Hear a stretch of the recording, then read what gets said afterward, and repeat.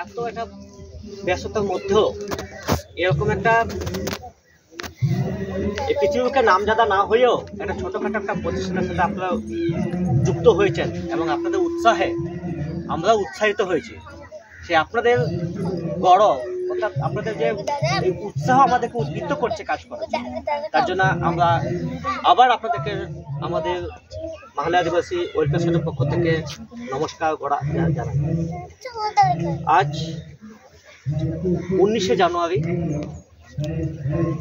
আমাদের মহান ব্যক্তি বীর শহীদ শঙ্কর মাহালের মৃত্যু দিবস। এনার নামেই আমরা গত বছর থেকে এখানে মাহালে মেলা আয়োজন করে থাকি। ভাবা হয়েছিল যে মাহালে মেলা নাম মাহালি জনজাতির এখনো তাদের পরিচিতি, তাদের আইডেন্টিটি ক্রাইসিসের মধ্যে বিলং করছে। এই আইডেন্টিটিকে পুনরায় পুনরুদ্ধার করা, তাদের ট্র্যাডিশন, তাদের কালচারাল, তাদের ভাষা, সাহিত্য শৈলীকে ফিরে আনার জন্য মাহালে মেলার নাম। এখন এটা কনসেপ্ট অফ শহীদ বীর শঙ্কর মাহালির স্মরণ মেমোরিতে করা হয়েছিল। কারণ উনি যদি শঙ্কর মাহালি যদি থাকেন, এখানে শঙ্কর মাহালি যেমন একটা আমাদের শুধুমাত্র একটা যোদ্ধা না বা শুধু আন্দোলনকারী আমি হিসাবে আমরা একে পরিচয় দিচ্ছি না। আমরা ভাবছি যে শঙ্কর মাহালি হচ্ছে একটা আইডেন্টিটি, যেনার আইডেন্টিটি আমরা বাঁচব। ওনাকে যদি পপুলার করা হয় তাহলে একটা জনজাতি, একটা বৃহৎ একটা জনজাতি তারা পরিচয় পাবে বলে আমাদের এটা কনসেপ্ট ছিল। সেই কনসেপ্ট থট থেকেই এই মাহালি মেলা 3 দিনের এই বছর আয়োজন করেছি। আর বিগত দিনে গতকাল আমাদের মাহালি মেলা শুরু করেছি। সেদিন আমাদের পাশাপাশি যে কৃষক বন্ধু যারা প্রতিদিন মাটি থেকে ফসল ফলায়, সে যে ফসলের জন্য আমরা এখন বেঁচে আছি, খাদ্য ফুড ক্রাইসিস, আমাদের যতগুলো খাদ্য যা খাবার তুমি সব কিন্তু ট্রাইবেল বা এই নিম্ন শ্রেণী যাতে বলা হয় তথাকথিত, ওনারাই কিন্তু বানায়। এবং সেই খাবার কিন্তু বড় বড় হোটেল থেকে বিভিন্ন যত বড় মানুষ আছে সবাই খায়। যিনি খাবার বানাচ্ছেন তারাই হচ্ছেন একটা শ্রেণী, সেটা আমরা যুক্ত।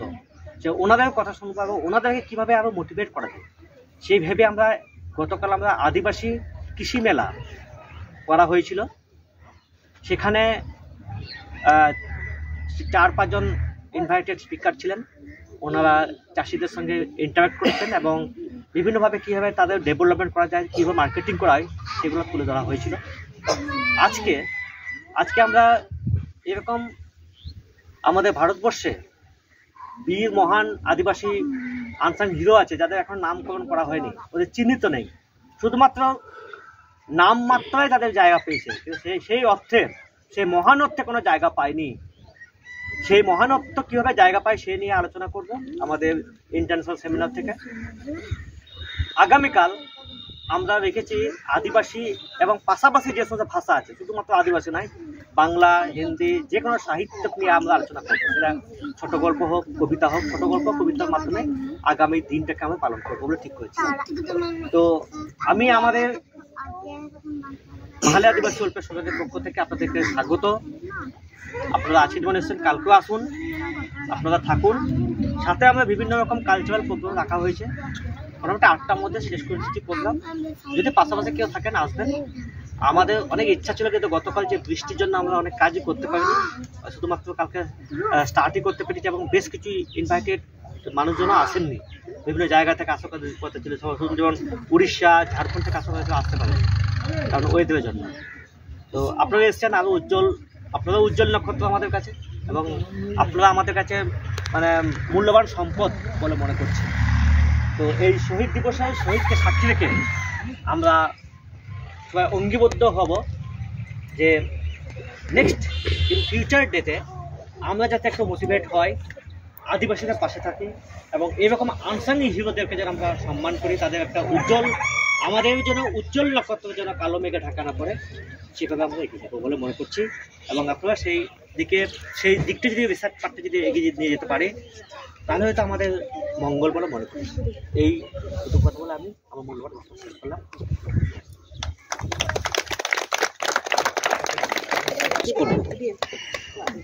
এই